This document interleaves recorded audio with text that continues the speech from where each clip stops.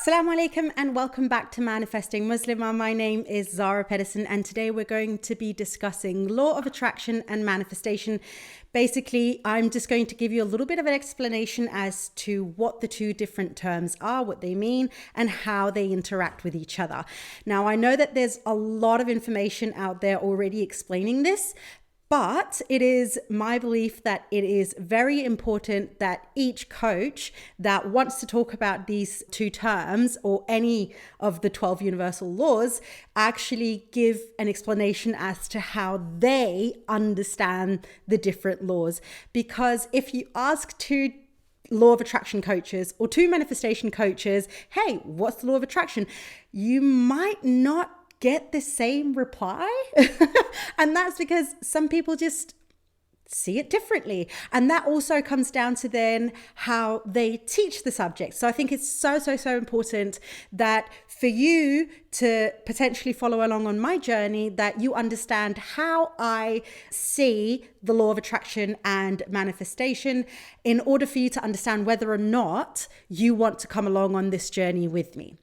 Okay, so I'm going to start off by explaining about the law of attraction. And before I do that, what I'm actually going to do is just share what the 12 universal laws are. I'm not going to go into detail about them. I'm not going to explain what each law means and what it does, but you'll see that the law of attraction falls into those 12 universal laws. So here we go. Number one, the law of divine oneness. By the way, I know I just said number one, but I just mean one of the rules. There isn't necessarily a hierarchy or anything around these laws. This is just the order that I have written them down in. Number one, the law of divine oneness. Number two, law of vibration. Number three, law of correspondence. Number four, law of attraction. Number five, law of inspired action. Number six, law of perpetual transmutation of energy. Number seven, the law of cause and effect. Number eight, the law of compensation. Number nine, the law of relativity. Number 10, the law of polarity. Number 11, law of rhythm. And number 12, law of gender. So those are the 12 laws of the universe. And I like to call them the spiritual laws because it's not in a physical realm that these laws exist. They exist in an energetic, more spiritual aspect of our world. So the law of attraction can be explained very simply by saying that the law states that like attracts like. So this is where we hear if you think positively and you act positively and so on and so forth, that's what you're going to continuously get back. That is what the universe continuously gives you back. I'm putting that in quotation marks when I say the universe giving you. I'll come back to that a little bit later on. But not right now. It's also explained by if you're negative and you're acting negatively and your thoughts are constantly negative, then that is what you're going to get back. Now, this is a very rudimentary way of explaining the law of attraction. It's not a bad way because it is that, but I do like to explain it a little bit deeper than that by saying it's not necessarily just thoughts. As I said, it's your thinking and acting. So in order for you to think something and act upon something, it has to be a belief system. So what the law of attraction actually speaks to in a deeper sense is your belief system, your mindset, the thing that spurs your thoughts and spurs your action and spurs what you do every second of the day. It's the thing that essentially, when we fully believe something, becomes a part of our autopilot. It just runs off on something. And we don't necessarily think about it all the time, but it basically is the thing that dictates how we act and how we think and how we speak throughout our lives. So the law of attraction, while people say just think positively and then positive things will come, well, that's all very nice and well. And again, in a very rudimentary sense, that is exactly what it is, except if your fundamental belief system and mindset doesn't agree or doesn't believe in your new, let's call it, what do they call affirmation when you say, I am wealthy, but you don't feel wealthy, or you don't feel like you are worthy of wealth or riches, or you're constantly focusing on the debt, or your belief system tells you that rich people are greedy, or that your belief system tells you that you are not able to become one of those people who have masses and masses of wealth and riches and fortunes, then ultimately ultimately you continuously saying to yourself, I am wealthy, is not going to do anything. Let me explain it to you. So many of us, when we think about the law of attraction and manifestation, we make it into like a compartmentalized part of our day. So we say, okay, I want to manifest a bigger house. So I'm going to set myself aside in the morning 5 minutes to make a gratitude journal and maybe journal a little bit. Maybe you've got like some type of morning routine. Maybe you want to meditate at some point during the day. Maybe at some point you're also going to go through your affirmations. Ultimately, what in the greater scheme of things that takes up in your day is maybe an hour, if you're lucky, maybe 2 hours. But then there's the rest of the hours in the day where you're basically still operating on the same old belief system, because you saying something once or twice is not necessarily going to change the belief system. You going in and challenging the belief system and the mindset that you have been running on subconsciously for perhaps even years, that's the thing you have to go in and change. And sometimes having these positive affirmations and meditating and doing a gratitude journal and these things can definitely help us along the way, but not if we don't know what the end goal is. And the end goal, when it comes to the law of attraction, is definitely more than just your thoughts. It is your belief system and your mindset. That is what the law of attraction talks to. So it's not enough to say, think positively and then positive things are going to happen. It's you have to believe it. It has to be an energetic vibe. That's the thing that before you open your mouth, before you do something, that is what the world around you perceives from you. It perceives the positivity, it perceives the wealth, it perceives all the things that you want, because that's what you're vibrating from, because your belief system is already there. So your whole being basically vibrates at an energy level, at a frequency that your thoughts alone are not going to be able to touch. I know I got a little bit deep there. We're definitely going to circle back on this, but at the end of the day, the law of attraction basically just speaks to that. What you believe fuels the way that you think and act and behave, and the energy that you're putting out into the world.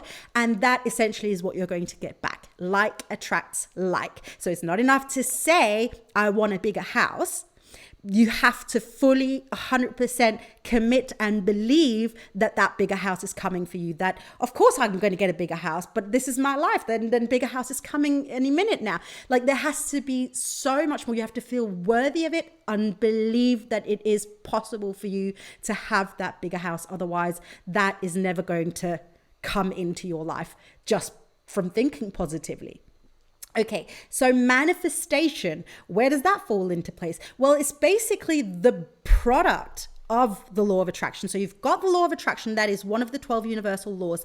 The manifestation is the product that comes from the like attracts like. So you're the first like, the manifestation is the second like. That is a horrible way of explaining it, but let me try that again. If you're thinking positively and you're acting positively, then the experiences that you're going to get back, that is the manifestation of you doing those things. And that is what we say when we say, I'm manifesting a bigger house, or I'm manifesting more wealth into my life.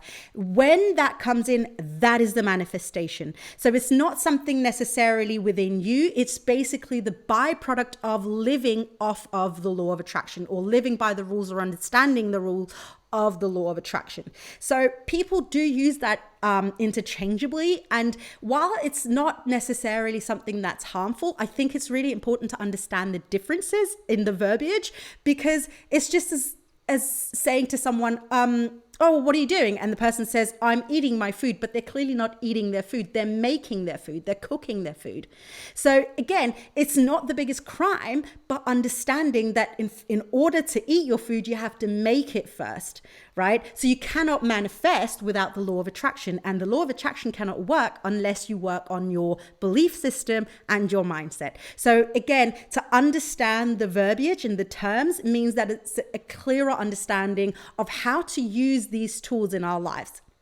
Now, I'm going to come back to and round this whole subject off today in this episode off by bringing it into Islam. So I'm a Muslim religious woman, and Islam is very important for me. And for a long, long time, as I mentioned in my previous video, is that I couldn't figure out how to get law of attraction and manifestation, and I couldn't figure it out in a religious term. There was something missing, and the thing that was missing for me was God. It was the God part of the law of attraction that was missing, because I never understood the terms people were using. As a religious woman, I didn't get it. To create something from nothing didn't make sense to me.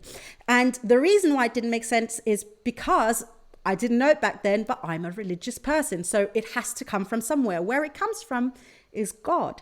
And that's sort of the simple way of saying it. So the law of attraction, as I said, is part of 12 universal laws. These universal laws is the same as a physical law that says if your heart doesn't beat, you are dead or you will die. They're there just as much as God created our bodies to operate in a specific way that says if we don't breathe oxygen, we will die. If we don't eat, we will starve and die. There are certain things that no matter what our belief system or what religion we follow or whatever it is, no matter what we choose, these things are in place no matter what. And the 12 universal laws are a part of that. But these are, again, as I said at the beginning, spiritual laws. So we're not necessarily seeing them, and it's not something that we're addressing. I mean, in the last maybe decade or so, I believe we're becoming a bit more clever on these subjects, and we've started talking about it and exploring it a little bit more. But still, there's so much of it that we don't understand.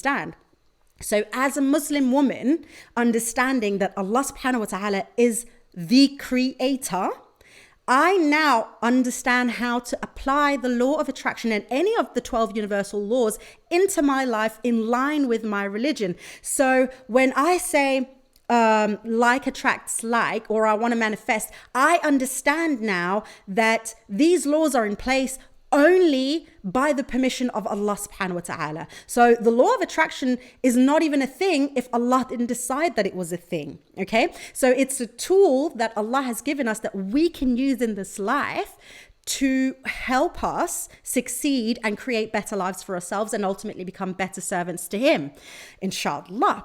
And so when we're listening and reading books about law of attraction, and this is where I stumbled a lot before I had this realization in my own life, was that a lot of people use terminology that I just didn't agree with. The universe will provide, the universe will give you. I ask the universe, thank you. No, that is shirk.